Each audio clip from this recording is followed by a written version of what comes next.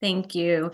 So thanks so much for joining us this afternoon. I just wanted to take a moment to say welcome and thank you, and to share with you who you'll be hearing from this afternoon. So we have several team members from TEA who are on the call. I believe the presentation will be led by Jessica Snyder, who you've heard from already, Shelly Ramos, who's our Senior Director of Curriculum Standards and Student Support at TEA.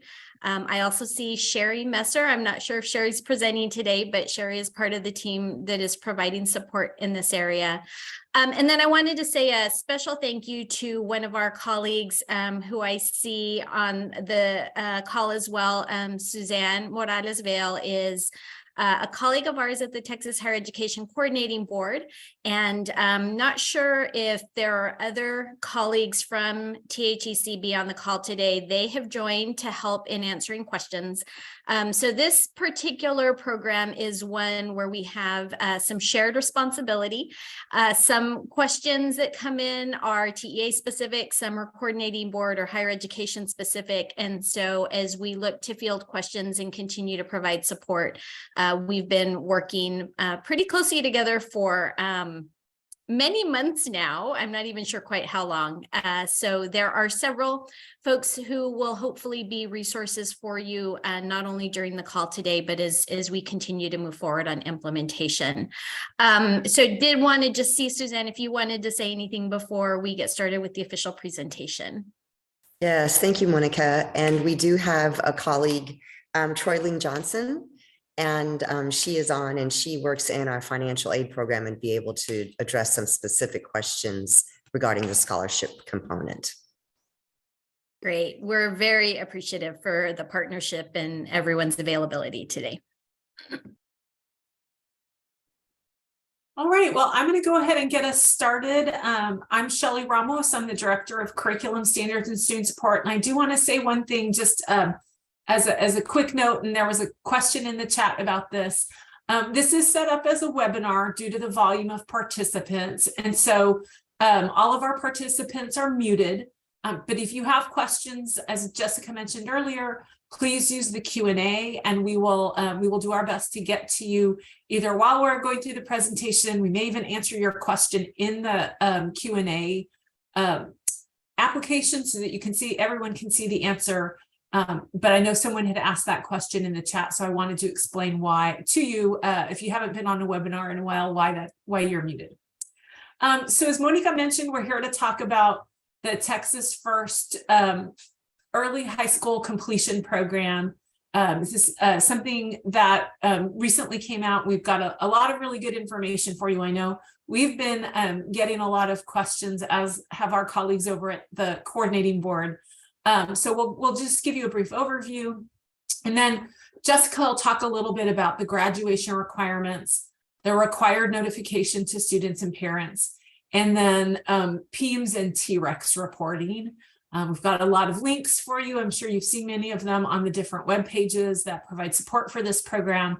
But the bulk of the presentation will really spend focused on some of the questions that we're getting from the field and what the answers to those questions are. And then we'll be addressing any other questions that we haven't addressed that you may have for us. So the reason why that Q&A feature is really important. If we may get to something that you ask a little later in the presentation, but feel free to put your questions in there and we'll get to you. And some things we may not have an answer to, we may have to come back and follow up with you later, but we will do the best we can between all parties involved on this. All right, so let's go ahead and jump into a little bit of an overview for those of you who may not be that familiar with the program. So this was established in law by the 87th Texas Legislature back in 2021. They passed into law Senate Bill 1888, which establishes the program. And as Monica mentioned, it gives responsibility to the Texas Higher Education Coordinating Board in consultation with TEA to establish the graduation programs, the graduation requirements for the program. So that's why you're seeing folks from two different agencies sharing information with you. On the next slide, you'll see that we wanted to link to you, of course, to the rules, but also, as you know, the coordinating board has already adopted rules related to the program. That's as you know, administrative rules are really where we get into the nitty-gritty about the details of the requirements. So in chapter 22 of the 21 of the Texas Administrative Code, that's where you can find the rules specifically related to the program. It goes into more detail really than what is established in statute. And it also identifies the eligibility requirements, the notification requirements, some of the more specifics that we'll be talking to you about in just a moment. The legislation also on the next slide, you will see, required the coordinating board to establish the scholarship program that supplements the Texas First early high school completion program. And so the coordinating board has already adopted those rules as well. And I'm sure that if you have questions related to this scholarship, we have staff here that will be happy to talk to you about that in the program or in the presentation to let you know any details that you may have. I'm sure many of you might want to be sharing that information with your students. And then lastly, just to sort of set the stage before we start to talk in more detail about the graduation requirements for the program, we did want to just help you understand a little bit about the purpose for the program. And so really what the purpose of the legislation, as we understand it from the legislature, is to really try and promote the efficiency of the state public education system, and in particular, incentivize students who are high performing to go into our Texas institutions of higher education, stay here in the state. And so really that's one of the biggest outcomes. So a student who might be high achieving and might be on track to graduate early is incentivized through the scholarship program to attend a Texas institution of higher education. And the efficiency being that it's fewer years in high school, the student will graduate from college a little bit earlier than normally would have. And then the benefit, of course, is that they stay here in Texas. So that's a little bit about the general purpose. I am going to go ahead and hand things over to Jessica Snyder to talk to you a little bit more of the meat and bones of the graduation requirements. So Jessica, take it away. Thanks, Shelley. So as Shelley said, I'll walk you through some of the high-level components of the graduation requirements. As Shelley mentioned, these requirements are actually established in the Higher Ed Coordinating Board's rules. So I also want to encourage our colleagues from that agency to chime in and elaborate on any of these points as we go through these slides. And then just as a reminder, if we're not able to answer questions as we're presenting, we do have that time at the end of the scheduled time that we'll be able to pick up more of the questions that we haven't addressed through the presentation already. So in terms of the graduation requirements that are established in Higher Ed Coordinating Board's rules, this is a 22 credit high school program. That's 22 high school credits. The specific credits are not defined in the rules. An additional requirement is that the student have a final GPA or grade point average equivalent to 3.0 on a 4.0 scale.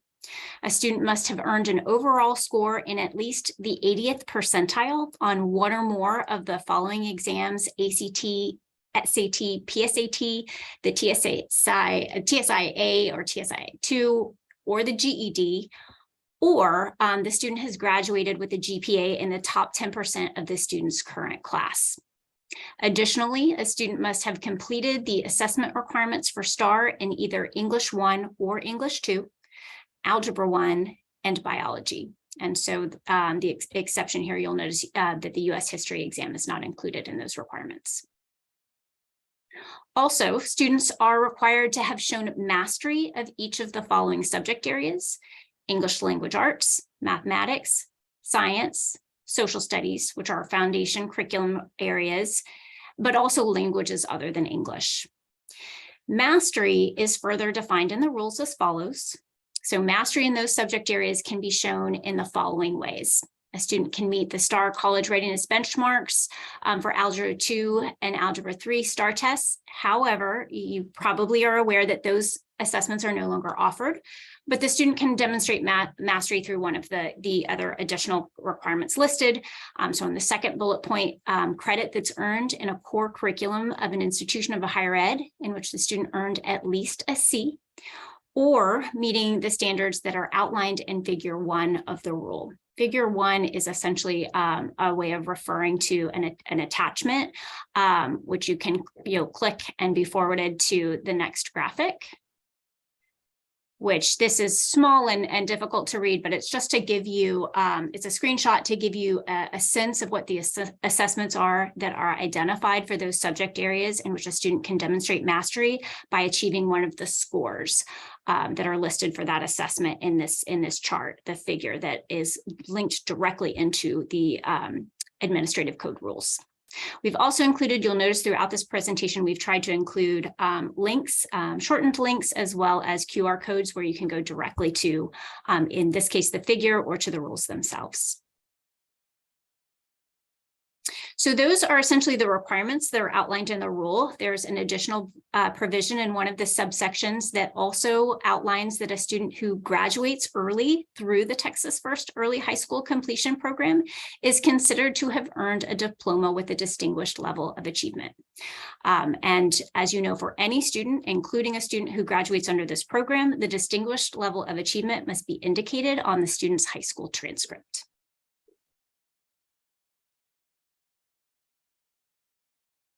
All right, so that is an overview and outline of the high school requirements for the program. Again, I'm seeing some questions that are coming in that we'll try to address once we've gone through this first part of the presentation and move into the question section. But I'm going to go ahead and move us forward to the required notifications regarding the program. Actually, before I do that, I'm going to pause though and see if our higher ed coordinating board folks want to chime in on anything about the requirements at this point.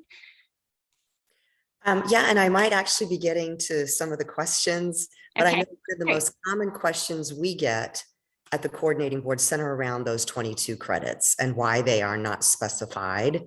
And that is because all of the rules related to the eligibility requirements are within the context of a very important point that is clearly outlined in statute.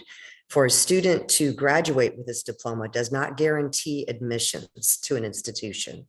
And if they are interested, if the student is interested in also seeking access to the scholarship, then it's the admissions will be limited to the 10 institutions that you're going to talk about in a few minutes as far as the eligible institutions.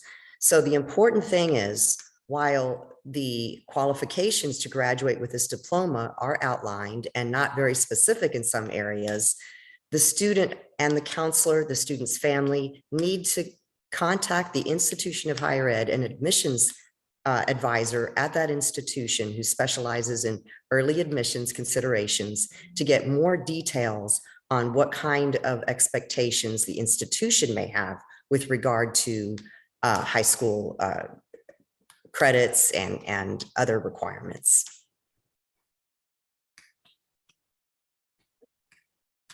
Thanks, Suzanne. So hopefully that's addressed some of the questions that we have. We'll also, as you remember, we have a frequently asked questions segment as a part of this presentation, and we'll dig a little deeper into that response as well in that segment. In terms of required notifications for students and parents, the statute that establishes the program requires school districts and open enrollment charter schools to provide students who are enrolling in high school with information about this program. That information should include both the requirements to earn the high school diploma that we just went over, as well as details about the Texas First Scholarship Program. This is a screenshot of a flyer that's been developed by the Higher Ed Education Coordinating Board that includes that information that districts can use to distribute to students. Now, for the 2022-2023 school year, each institution is required, or I should say each school district is required to provide this notification to each high school student, so all of your students who are enrolled, so that they have access to this information, listing the eligibility criteria for the program, for both programs, the graduation program and the scholarship program. And we have links to this flyer as a part of this presentation as well. Now, after the 2022-2023 school year, then that initial enrollment of high school will kick in. So the school will start providing the notice to each student and the student's parent or guardian upon the student's initial enrollment in high school. So your students entering high school must all be provided with this information, and you can pair that with information that's already required for students when they enter high school, including the such as the automatic admissions requirements and the financial aid application graduation requirement. Those are other pieces of information that districts are required to give students upon enrollment. Now you can add to that the notification about this program. Include that in your welcome packets. So that's the notification. I will again pause and see if there's anything our colleagues want to add before I transition and talk to you a little bit about reporting for the new program.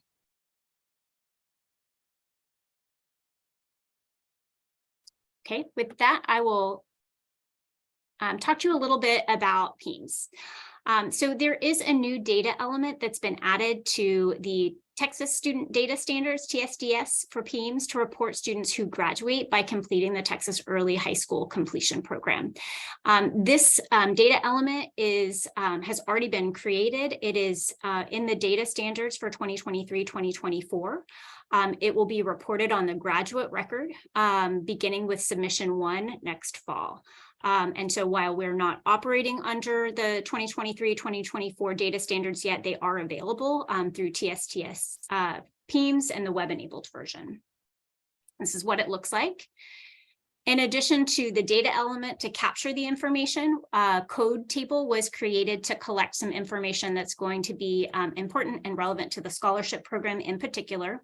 This code table, when you identify a student who has graduated under the program, will enable you to also designate, or I should say require you to designate, whether the student has either graduated 2 or more semesters early or less than 2 semesters early.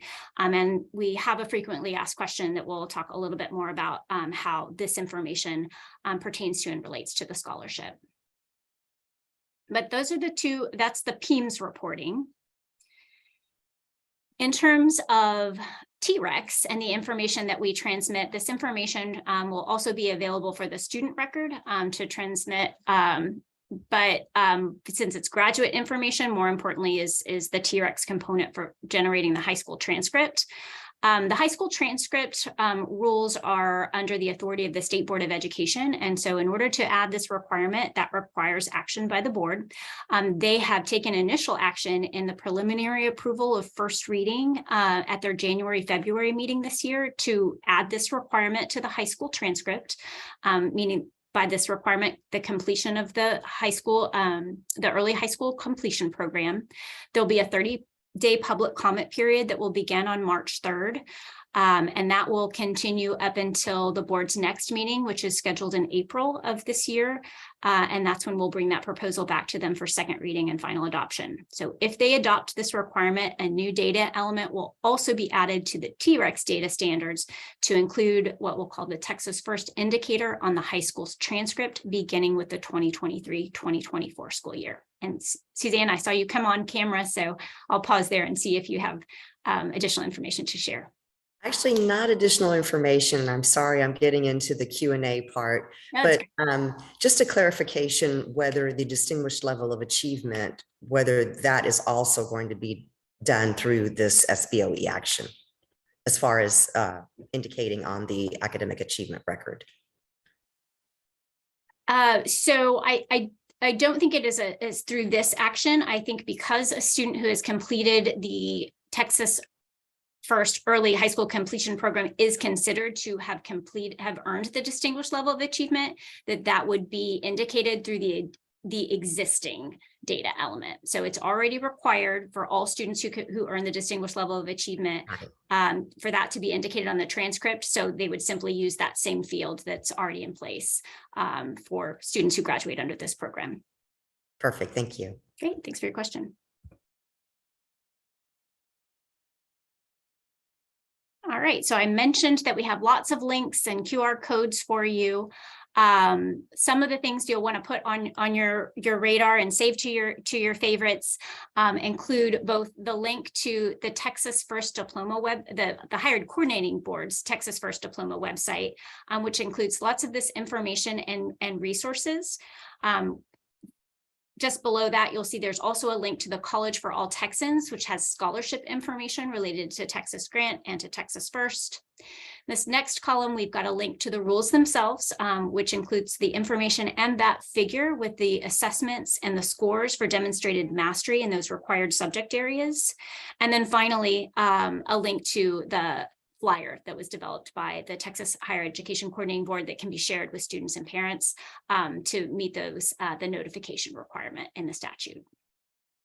I also wanted to add that for counselors, there are in 3 of the modules in Texas OnCourse, there are modules related to the Texas First Diploma. So I think that's a really good resource for counselors to get to know a little bit more about the program and its requirements. Great. Thank you, Suzanne.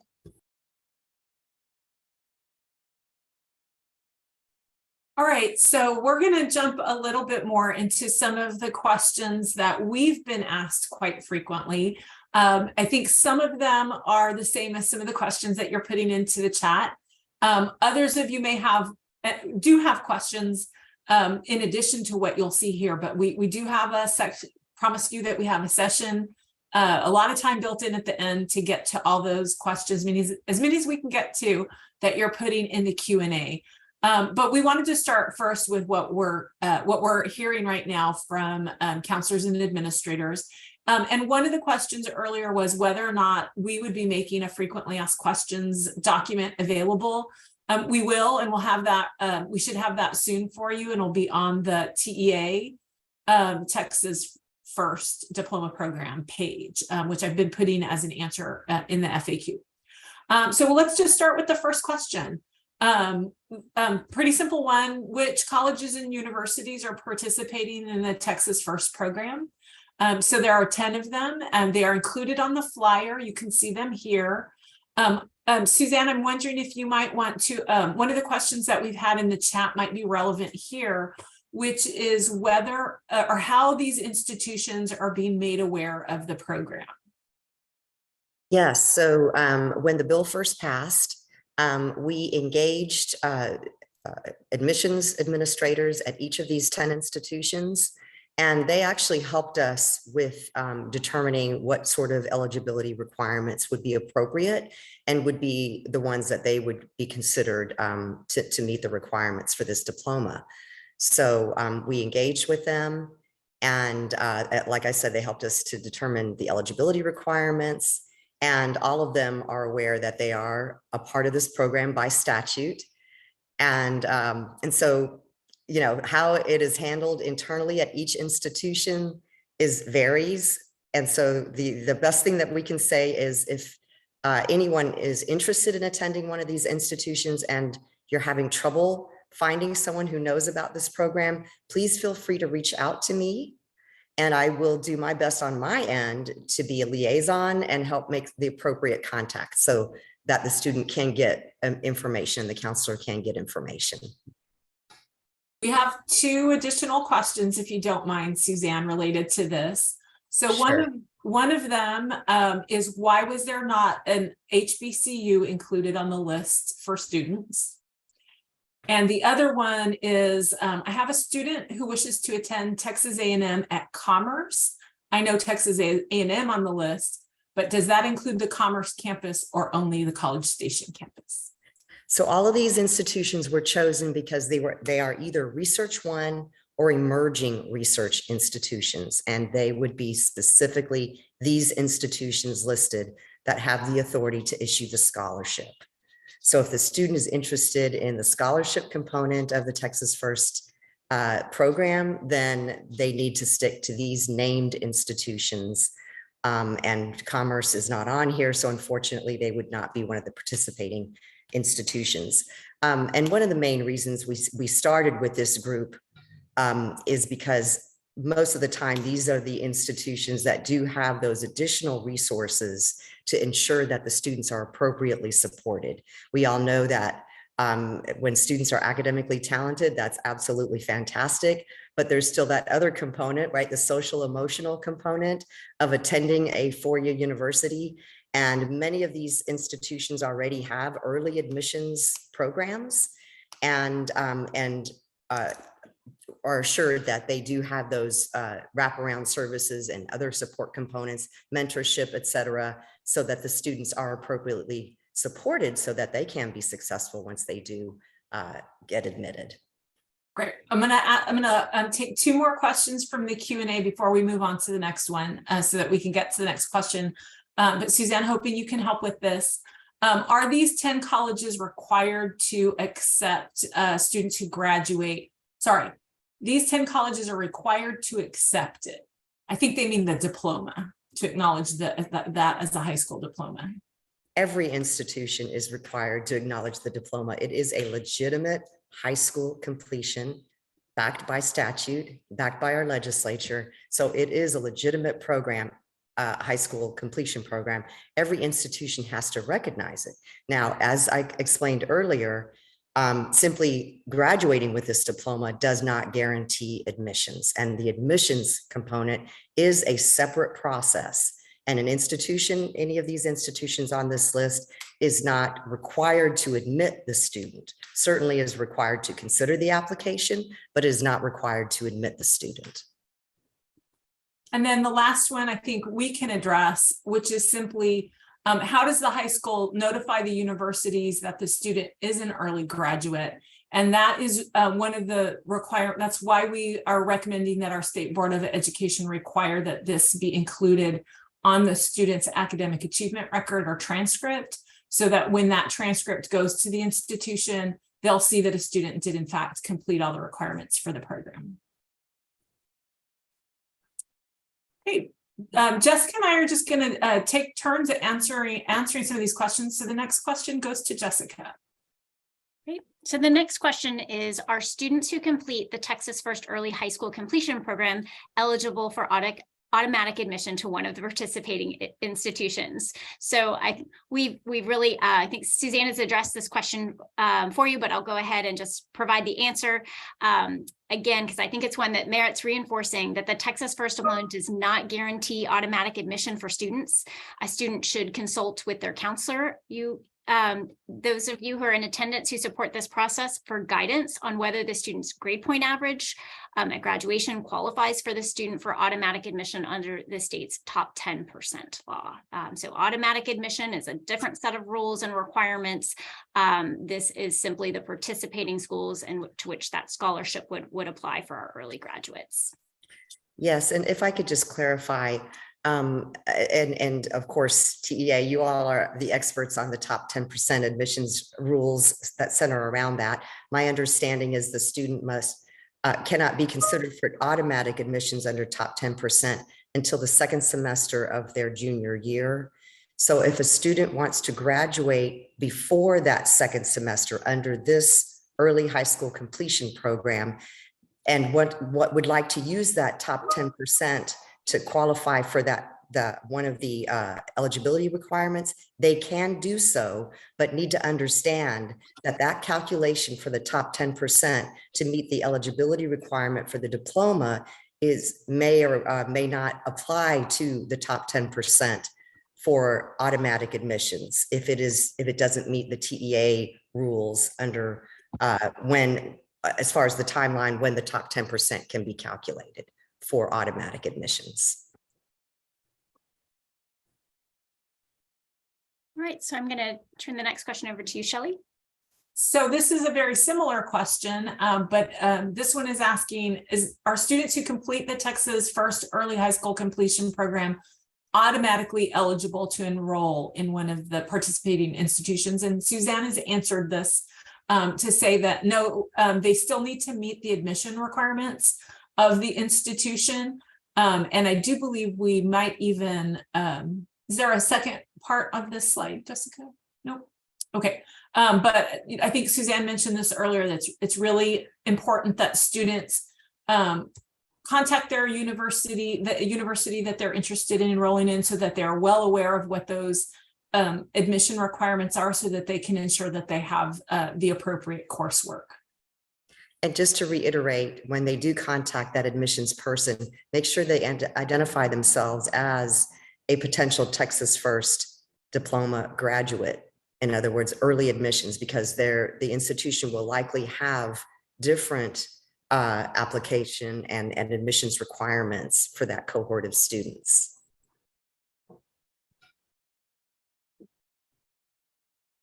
All right, so I'll take the next question, and we have a couple of questions related to this as well coming in through the Q&A. Does a student need to complete the 22 credits outlined in the SBOE's Foundation High School plan without endorsements? So the answer is no. The Higher Ed Coordinating Board's rules state that a student must obtain at least 22 credits to be eligible to graduate with the Texas First Diploma program.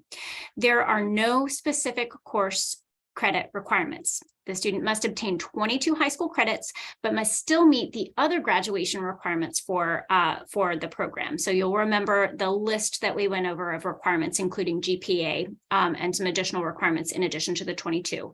But this addresses the question that came in through the Q&A. Can you please clarify the 22 credits? What are they specifically? And again, the answer is here on this slide that there aren't specific course credit requirements. But I do want to point your attention to the note at the bottom of this slide that the colleges and universities set their own entrance requirements. So consequently, a student would need to check with a specific college or university for information regarding their admissions requirements. Suzanne, this is one I've heard you speak to before. You probably want to add to this.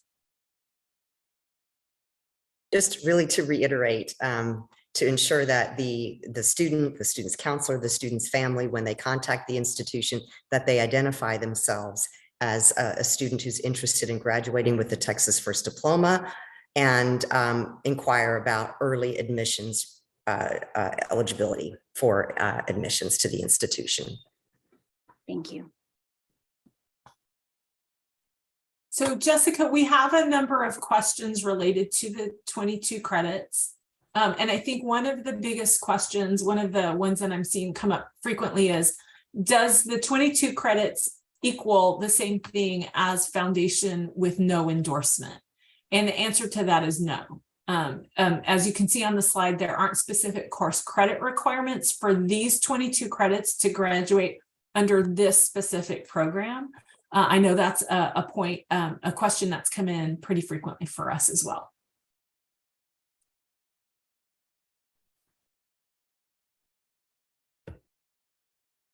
Similarly, we have a question that I think will actually be addressed in better with the next slide. So I'm going to go ahead and move us to the next question and then bring in some of the distinguished level of achievement questions we have. Shelley? Okay. Does a student who graduates under the Texas Early High School Completion Program need to earn credit in Algebra 2 to earn the distinguished level of achievement? The answer to that is, Jessica, if you could hit the next slide, there we go, is no. Students who, state statute says that students who complete this program are considered to have earned a diploma with a distinguished level of achievement. I suppose another way of saying it is that statute supersedes the requirement that a student have successfully completed credit in Algebra 2. So Shelley, one of the related questions we have is that under the foundation, and I'll word it a little differently, under the Foundation High School program, in order to earn the distinguished level of achievement, a student must graduate with an endorsement. How is a student able to earn the distinguished level of achievement with only 22 credits and no endorsement? So again, I don't know, and Monica, feel free to jump in if maybe you have a better way of saying it, but this statute essentially says that whatever the student has done is the equivalent of a distinguished level of achievement, and the student wouldn't need to satisfy the existing requirements.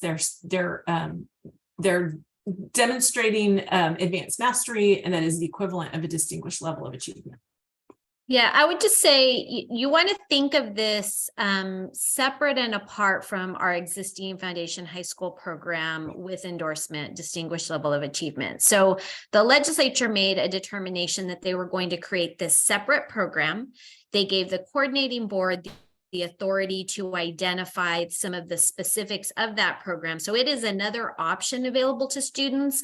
I think that and I may be wrong here, but I suspect that the part of the reason for the language around equivalent is that we know that there are other areas in statute that refer to the Foundation High School program, the distinguished level of achievement. And so I think that they were intending to say, we consider these to be equal without going in and having, you know, a laundry list of diploma programs throughout the statute. So it's a little, might feel a little counterintuitive, but we want to think of this as an additional program available to students and not try to think of it within the context of what we're used to with the foundation program, Foundation High School program. So I don't know if that helps, but it's an attempt at a different way to answer that question. Thank you, Monica. So this again might be another time to reiterate the point of the relationship with the eligibility requirements at the institution. So whether it's actually completion of the Algebra 2 course or some sort of equivalent demonstration of advanced mathematics, we are trying to allow students who may gain mastery other than through the traditional way of completing a course. Oftentimes, these are academically talented students who may have participated in a number of unique educational opportunities, both formal and informal, and would be able to demonstrate those advanced mathematics knowledge and skill levels other than through a traditional completion of a course credit.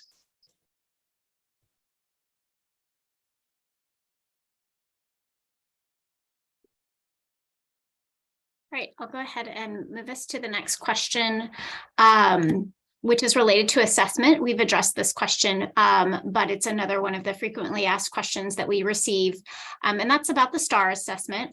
Which are the specific requirements for graduation under this program? So again, you'll find that in the Higher Education Coordinating Board rules, and they state that the student must pass either English 1 or English 2, and then the Algebra 1 assessment and the Biology STAR test to be eligible to graduate under this program. We did have a question asking about the mastery of students, how that is determined and what assessments a district can use for subject areas other than English language arts and reading and math. And I would refer people back to the figure to find the different assessments and the scores that would meet the benchmark of mastery. And Monica, you can also chime in on this. My understanding is that the Commissioner of Education would be the one to establish what level of mastery with regard to these EOCs. And I understand it is the approaches category that would be. So approaches is currently considered to be passing for the STAR assessments.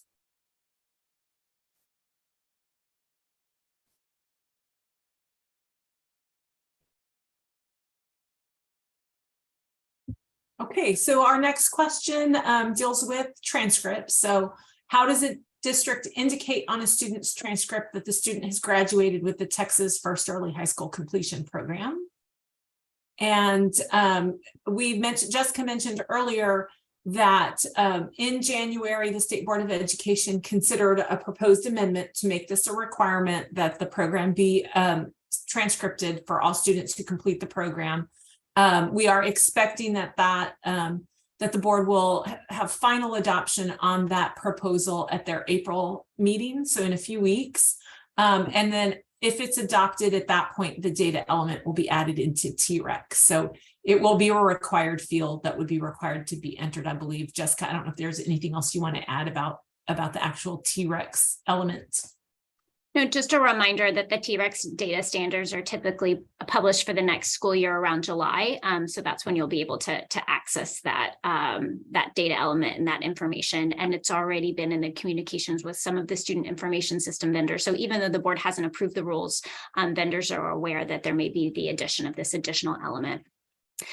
The next question is somewhat related, and we've had a couple of questions in the QA on this topic as well, which is the graduation code. The question is whether there will be a new graduation code to indicate a student who has graduated through the early high school completion program. And the answer to that is that we're at this point still just exploring an additional graduation code for TSDS PEIMS. That's code table 62. As many, I'm sure actually as all of you know, our current foundation high school program graduation codes include not just 34, which is the standard program, but we also have the code 35 and codes 54 through 57, which apply to students who are receiving special education services. And so this is not a decision that's been finalized in terms because of all of the different how our data and reporting and different measures are calculated. We want to explore this and make sure that there aren't any unintended consequences or data impacts. So this is something that we'll add to an FAQ once we have that information, but we don't have that at this time.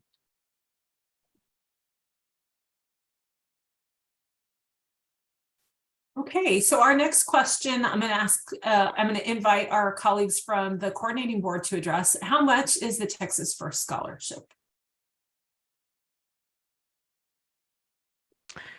Hello.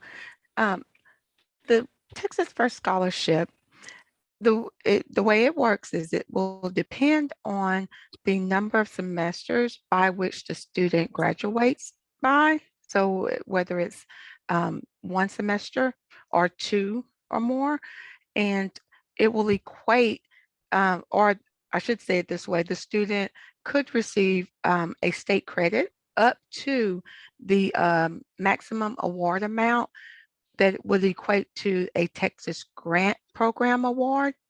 That award is determined, or that amount is determined annually by the coordinating board. So for this year, 22-23, that award amount has already been determined. For next year, it'll be determined and may change.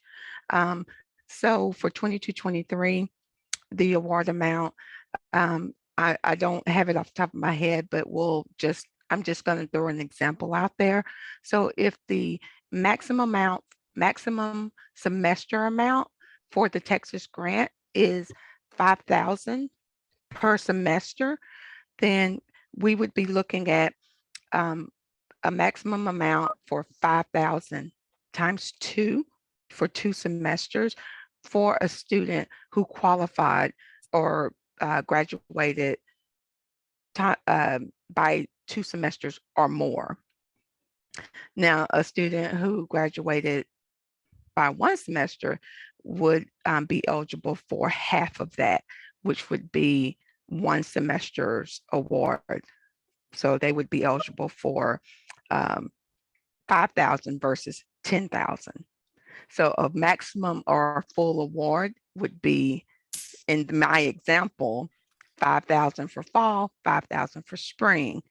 A student who graduated by 1 semester early would be eligible to receive a state credit in the amount of 5,000, which would be half of that. So it really would depend. I would never tell a student, hey, you're getting this amount.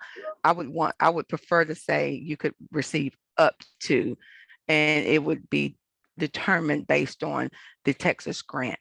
So they could always go on to College for All Texans and look at the amount of the Texas grant and kind of base it on that. Charlene, we have a couple of questions related to the scholarship, and I think the one that I've seen a couple of times is about financial need. So this question says, does financial need determine any part of the scholarship, or is it only graduation on the program? No, what determines is it's not financial need. When the student enrolls, the financial aid office would look at the student's cost of attendance. As long as giving this award does not exceed the student's total cost of attendance, then they can receive this credit. If the student's total cost of attendance is exceeded, then they may have to do some adjusting based on that exceeding that cost of attendance. That's when looking at need-based awards would come into play. They would not look at loans, they would not look at work study, but then they would have to look at those other need-based awards. And most schools are already the financial aid officers are already familiar with this process and dealing with adjusting those awards accordingly. Okay, and the second question related to the scholarship is, so to receive the scholarship, students would apply through these institutions' financial aid programs, or is there a central spot to begin the scholarship request? We are still working out the final, I would say, process for that component. So I will get clarity once we finalize that component, and I'll get that information back to you also. We can get that out to everybody. So also, Troyling, if I could just add, and please feel free to clarify. Please do. The statute does say that the coordinating board is responsible for issuing a certificate directly to the student to indicate that the student is eligible for this scholarship. The student can then take the certificate and, you know, share that information, of course, with the admissions counselor, the admissions advisor at the institution, and of course, equally important, the financial aid office. But that scholarship certificate is issued directly by the coordinating board to the student. Yes, that is correct, Suzanne. Thank you. Great, and that answers one of the questions in the Q&A, so thanks for that. I would just add as a reminder, when we shared the code table for reporting the Texas First Indicator, that's where districts will identify whether the student has graduated one or more semesters early, and how that data will be processed and determined the amount of the scholarship eligibility. All right, so the next question is, how does a student graduating in under the Texas First Diploma program affect a district's accountability rating? So we've talked to colleagues in the Division of Performance Reporting at TEA. They do not use the diploma plan or the high school graduation plan for accountability calculations. But students, as we've covered, who graduate under this early high school completion program would graduate with a distinguished level of achievement, which is considered an advanced diploma program, and therefore does benefit a district by adding to its calculation for a distinction. So it is not directly related to accountability, but because of the impact on the rates of distinguished level of achievement, it would affect the accountability rating in that way. All right, so this next question also addresses a question that I've seen in the Q&A. How will this program affect average daily attendance funding? TEA will initially increase the district's average daily attendance for students who have already graduated under this program and are enrolled in an eligible institution. So your student graduates early, and your district will continue to receive average daily attendance for that student if that student is enrolled at an eligible institution. Then the coordinating board will award the grant, the state credit, to pay for tuition, fees, and other costs of attendance. And then the TEA will come in and reduce the FSP entitlement by the amount of that grant. So initially, the district receives funding as if the student were still enrolled, and then that will be adjusted after the fact in the amount of the grant. And Suzanne, I don't know if there's any additional clarity that you'd like to add to that. I think that would be Troyling's wheelhouse. Oh, if you sorry. have any more details.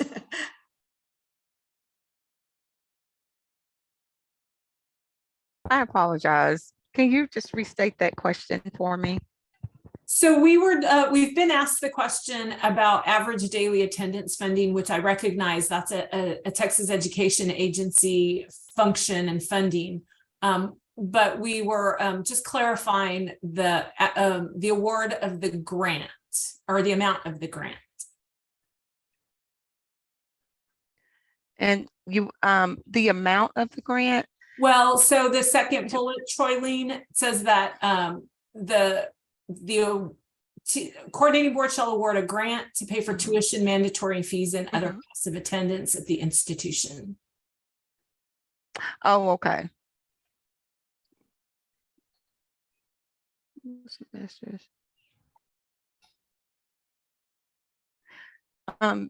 As far as to clarify that amount, like I said, it could vary.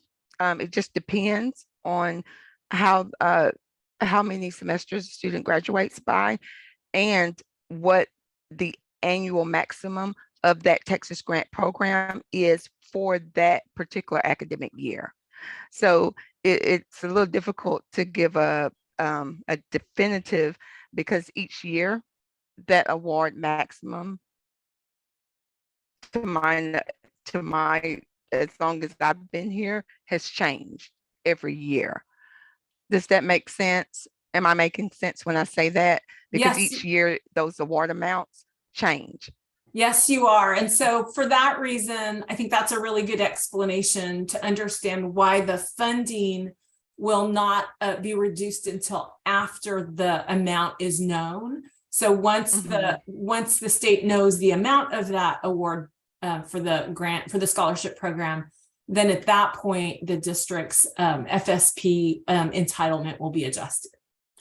Yeah, and just to get a little bit more in the nitty gritty, and Troyling, again, please feel free to chime in on this, but the way this works is the credit, the certificate credit is issued to the student informs the institution. If the student is admitted, then of course that student would receive that scholarship.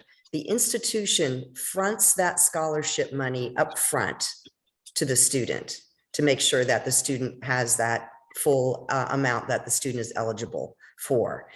Then after a year or year and a half, there is a reimbursement reconciliation cycle where the institution then will get reimbursed.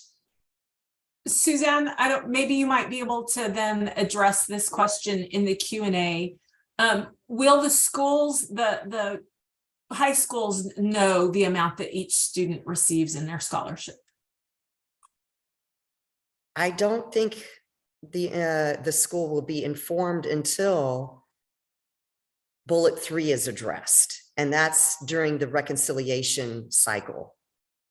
That's my understanding. At that point, then of course the institution would find out, you know, how much that credit was. Troyling, am I understanding that correctly? Yes, because I don't have any reason to it was not my interpretation anyway that the schools or school district would know beforehand or before that next bullet. Because like Suzanne stated, it would be based on a reimbursement. Schools will be up fronting that cost for those credits up front and then later be reimbursed. So Okay, it would, yeah. So yeah, with regard to the third bullet, the reduction of the entitlement of the FSP entitlement, I think that would occur as part of that reconciliation process. Monica, you might be able to shed some light on that as well. You know, this is again, you know, the big caveat, this is a brand new program. And so we are still trying to figure out, you know, and determine the best way to implement components. So I'm really sorry. I was trying to answer questions in the chat and was caught not paying attention for a moment. Can you repeat, Suzanne, what you wanted me to weigh in on? It's related to the third bullet. The TEA will reduce each district's FSP entitlement by the amount granted to each eligible institution. And and forgive me if you all have already said this. So my understanding is that what we're talking about let's take a student who graduates a year early. So that is 1 year that the student or that the district is not serving the student. the first bullet talks about the district getting that ADA at that time that the student graduates early. So basically you're getting money for the 4th year of educating a student you're not educating. But then when the student goes to college and they get the scholarship, some portion of the funding that you get as a district is decreased. My understanding is that a district likely still ends up with some additional funding for a student for a year when they didn't serve them, even though the student is getting the scholarship money. So I don't know if that helps. Yes, I think that helps, Monica. But again, that's after the fact, after in that reconciliation process, which we understand happens annually. Right. But I'm sure the details of that are still going to be worked out. But that definitely makes sense, Monica, the way you described that. So we have a question in the Q&A that's going to at first seem like it's not related, but it really is. We've had several questions asking if a student can graduate under the program and then not attend one of the 10 institutions. So this is a kind of a two-part question, Suzanne. Yes, absolutely. We all know part and parcel with being that age, right? Is students often change their mind. They have every intention, and maybe they were under certain understandings when they applied to the institution and things happen in their lives. We all know why students may change their mind. The Texas First Diploma is, as I mentioned earlier, an absolutely legitimate high school diploma, high school completion. And so that student would be eligible to apply anywhere. Now, just again, to reiterate, of course, if they do not apply or be admitted to one of the 10 eligible institutions, then of course the scholarship component would not be available to the student. So the second question is then related to the ADA funding. If a student completes the program, but does not end up attending one of the 10 institutions and attends a different institution, will the district get the ADA for that student? And the answer to that is no, and I don't want to speak for you all, but the student then wouldn't be eligible for the scholarship. Correct. Correct. Great. Yes.